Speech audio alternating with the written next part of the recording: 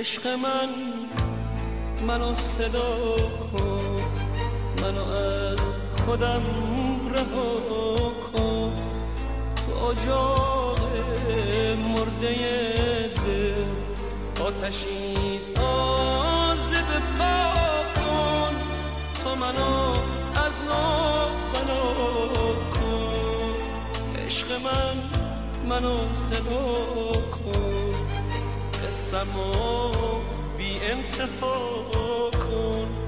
رو به روت آینه بگذار، ابدیتی بنا کن. عشق منو صدا کن.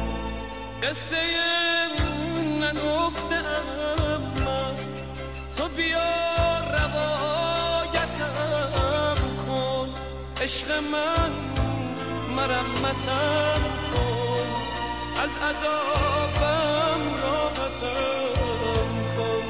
ای صدای تو نهایت، راهی نهایتم کن. عشق منو صدا کن، تو منو از نو بنا کن. ره سپاره قصه کن.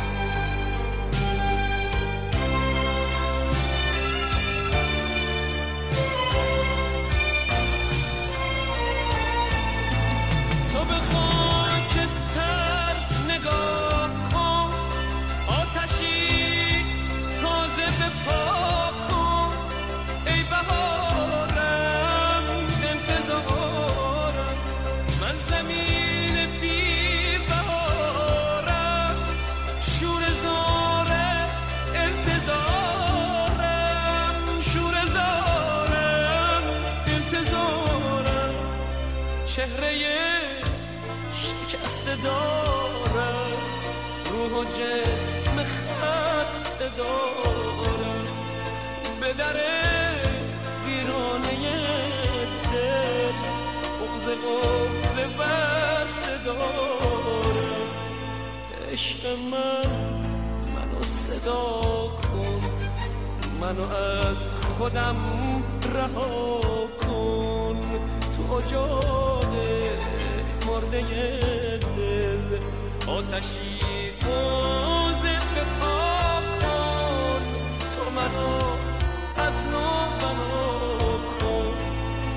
عشق منو صدا کن، قصه‌مو بی انتها کن.